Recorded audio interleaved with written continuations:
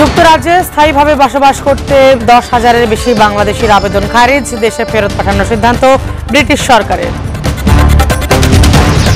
বিচারের মুখোমুখি হচ্ছে বাংলাদেশি কর্মীদের বেতন না দেয়া মালয়েশিয়ান কোম্পানি, কর্মকর্তাদের বিরুদ্ধে ব্যবস্থা নেওয়ার নির্দেশ কর্তৃপক্ষের। র্যাবের ওপর নিষেধাজ্ঞা প্রত্যাহার করছে না যুক্তরাষ্ট্র, জানিয়েছে মার্কিন পররাষ্ট্র দপ্তরের উপমুখপাত্র বেদান্ত প্যাটেল।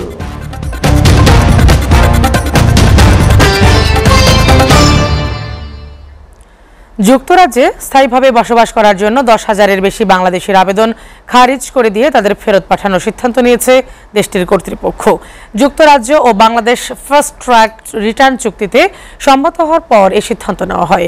বৃহস্পতিবার এক প্রতিবেদনে এ তথ্য জানিয়েছে ব্রিটিশ সংবাদ মাধ্যম দ্য টেলিগ্রাফ। প্রতিবেদনে বলা হয়েছে, অ্যাসাইলাম আবেদন করে ব্যর্থ হওয়া আশ্রয় প্রার্থীদের ফাস্ট ট্র্যাক রিটার্ন চুক্তির অধীনে বাংলাদেশে ফেরত পাঠানো হবে। মূলত ভিসা নিয়ে যুক্তরাজ্যে প্রবেশের পর দেশটির ভিসা ব্যবস্থার অপব্যবহারকারীদের মধ্যে বাংলাদেশিরা শীর্ষস্থানীয় পর্যায়ে রয়েছে।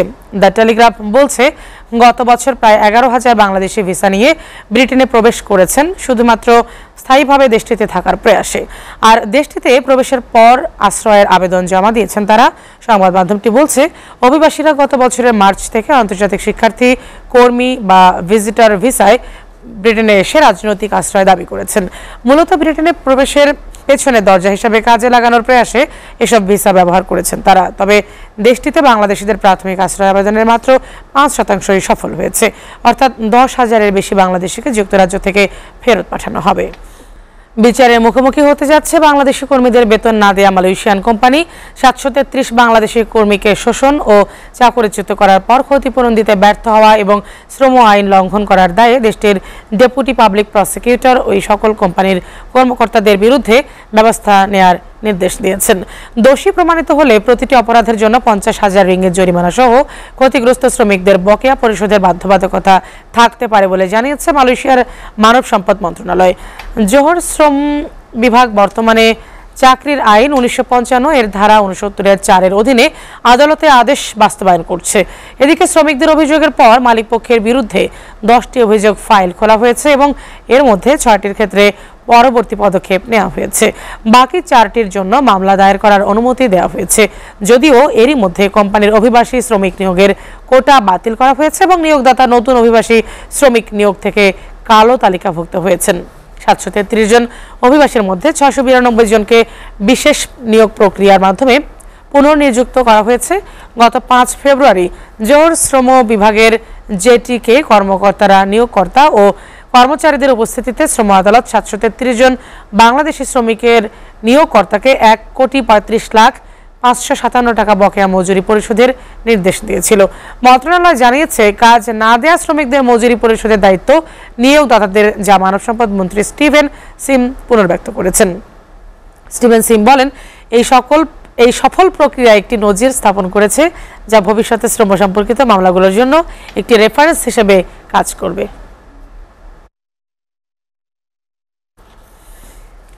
র্যাপিড অ্যাকশন ব্যাটালিয়ন ও বাহিনীর 7 জ্যেষ্ঠ কর্মকর্তার বিরুদ্ধে আরোপিত নিষেধাজ্ঞা প্রত্যাহার হচ্ছে এমন দাবি সত্য নয় বলে জানিয়েছেন মার্কিন পররাষ্ট্র দপ্তরের উপমুখপাত্র বেদান্ত প্যাটেল। বৃহস্পতিবার নিয়মিত ব্রিফিংয়ে বাংলাদেশের বিষয়ে করা এক প্রশ্নের জবাবে তিনি কথা জানান। তার কাছে প্রশ্ন ছিল, বাংলাদেশ সরকারের পক্ষ থেকে বক্তব্য এসেছে র্যাবের ওপর থেকে নিষেধাজ্ঞা তুলে নিতে হোয়াইট হাউস ও স্টেট ডিপার্টমেন্ট কাজ করছে। এ বিষয়ে জাস্টিস ডিপার্টমেন্টকে বলা হয়েছে এবং প্রসেসের মধ্যে আছে। এমন দাবি কি সত্য? জবাবে বেদান্ত প্যাটেল বলেন, এসব দাবি ভুয়া। Ruling Prime Minister advisor told the reporters that White House and the State Departments are very much willing to remove the sanction as US imposed sanction on RAB, Rapid Action Battalion, for the extreme violation of human rights and extrajudicial killing. So he said that the State Department and White House working to remove the sanction. Those claims are false. The US is not withdrawing sanctions against the RAB. Those claims are false. Sanctions are intended to change behavior and promote accountability. মালদ্বীপে একই দিনে আবিদ হাসান ও মোহাম্মদ আখতারুল নামের 2 প্রবাসী বাংলাদেশিদের অস্বাভাবিক মৃত্যু হয়েছে। বৃহস্পতিবার তাদের মৃত্যুর খবর নিশ্চিত করেছেন মালদ্বীপের বাংলাদেশ মিশনের শ্রম কাউন্সিলর মোহাম্মদ সোহেল পারভেজ।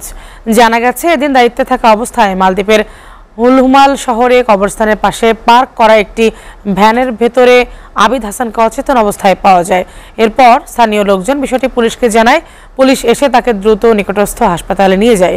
হাসপাতালে নিয়ে যাওয়ার আগেই আবিদ হাসানের মৃত্যু হয়েছিল বলে নিশ্চিত করে চিকিৎসকরা। তিনি কুমিল্লা জেলার বুড়িচং থানার সুন্দরাম গ্রামের মৃত মফিজুল ইসলামের ছেলে।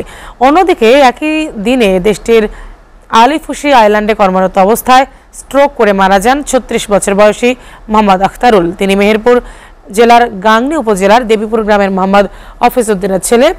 দেশটির পুলিশ জানিয়েছে তাদের অস্বাভাবিক মৃত্যুর বিষয়ে তদন্ত চলছে। এসএটিভি প্রবাস সংবাদ শেষ করার আগে শিরোনামগুলো জানাবো আরো একবার। যুক্তরাজ্যে স্থায়ীভাবে বসবাস করতে 10,000-এর বেশি বাংলাদেশির আবেদন খারিজ, দেশে ফেরত পাঠানোর সিদ্ধান্ত ব্রিটিশ সরকারের। বিচারের মুখোমুখি হচ্ছে বাংলাদেশি কর্মীদের বেতন না দেয়া মালয়েশিয়ান কোম্পানি, কর্মকর্তাদের বিরুদ্ধে ব্যবস্থা নেওয়ার নির্দেশ কর্তৃপক্ষের। র্যাবের ওপর নিষেধাজ্ঞা প্রত্যাহার করছে না যুক্তরাষ্ট্র, জানিয়েছে মার্কিন পররাষ্ট্র দপ্তরের উপমুখপাত্র বেদান্ত প্যাটেল।